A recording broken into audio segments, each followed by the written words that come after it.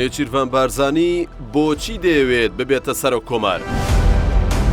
ئەگەر بارزانی بچێتە بەغدا چی ڕوودەدات و چی دەگۆڕێت؟ هێزە عێراقیەکان دەیانەوێت لە ڕێگەی بوونی بارزانیەوە بە سەرۆک کۆمار چی بە شەقامی عەرەبی بڵێن؟ ئەرکی هێزە سیاسیەکانی تر بە تایبەتێتی چی دەبێت لە قۆناغی داهاتوودا؟ ململانیەکانی دوو ئامۆزاکە چی لێدێت و چۆن چارەسەری دەکەن؟ بوونی نێچیروان بارزانی بە سەرۆک کۆمار بۆچی دەبێتە مەترسی لەسەر هەرێمی کوردستان؟ واستی بارزانی و پارتی بۆ سەرۆکایەتی کۆمار. لە دوادیداری تەلەڤیزیۆنیدا نێچیروان بارزانی پەیامێکی ئاڕاستەی هێز و لایەنە سیاسیەکانی عێراق و کوردستان کرد کە دەیەوێت سەرۆک کۆماری داهاتووی عێراق بێت. گەر ئەم خواستەی پارتی و بارزانی بێتە دی، مەترسیەکی گەورەتر لەو مەترسیانەی ئێستا هەیە بەرۆکی کوردستان دەگرێت. پارتی بەناردنی نێچیروان بارزانی بۆ بەغدا قازانج دەکات لەلایەک ململانەی نێوان نێچیروان بارزانی و مەسرور بارزانی لایەنی کەم بۆ 4 ساڵ دوا دەخات و گۆڕەپانەکە زیاتر بۆ مەسرور بارزانی چۆڵ دەبێت تا پێگەکانی دەسەڵاتی لەناو حیزبەکەیدا بچەسپێنێت بەتایبەت کە کۆنگرەی بڕیار لێدراوی حیزبەکە لە داهاتوودا ئەنجامەدرێت و چاوەڕوان دەکرێت لە دوای کۆنگرەوە ناکۆکی نێوان هەردوو ئامۆزا بچێتە قۆناغێکی نوێوە. لەلایەکی دیکەوە دەبێتە خاوەنی قسەی یەکەم و کۆتایی کورد لە هەولێر و لە بەغداد. مەسرور بارزانی براوەی کاندیدکردنی نێچیروان بارزانی دەبێت.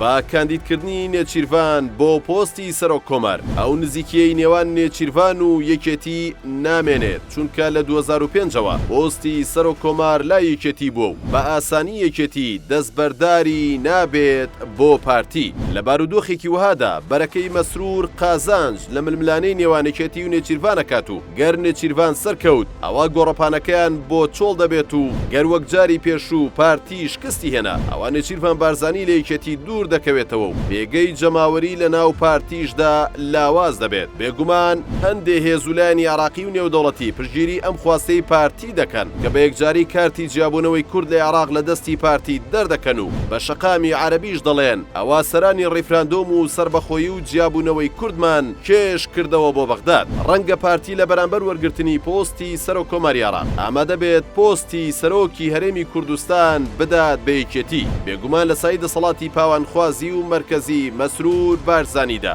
سەرۆکی هەرێم جگە لە ناوێک هیچ دەسەڵاتێکی گرنگی نابێت لە هەرێمی کوردستاندا. دەبینین لە ئێستادا بارزانی کوڕ هیچ دەسەڵاتێکی بۆ نێچیروان بارزانی جێگری سەرۆکی پارتی و زاوا و ئامۆزای نەهێشتۆتەوە. ئیتر چۆن ڕێگە بە سەرۆکی هەرێم لە حیزبێکی تر دەدات مارەسەی دەسەڵاتەکانی بکات وەک دەسەڵاتی یەکەمی ئەو هەرێمەی کە ئەو سەرۆکی ئەنجومەنی وەزیرانی بێت.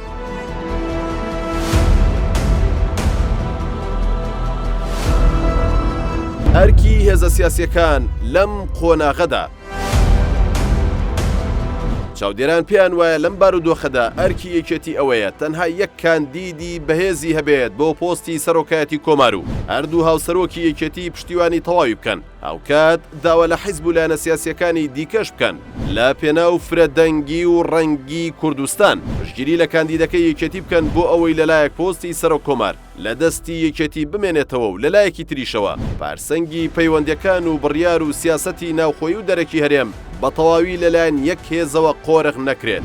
گەروانەکەن ئەم هەڵبژاردنە گورزێکی کوشندە دەدرێت لە هەموو حیزبەکانی دەرەوەی پارتی و دەبێت تا کاتێکی نادیار شوێن ئەجێندا و بەرنامەی پارتی بکەون.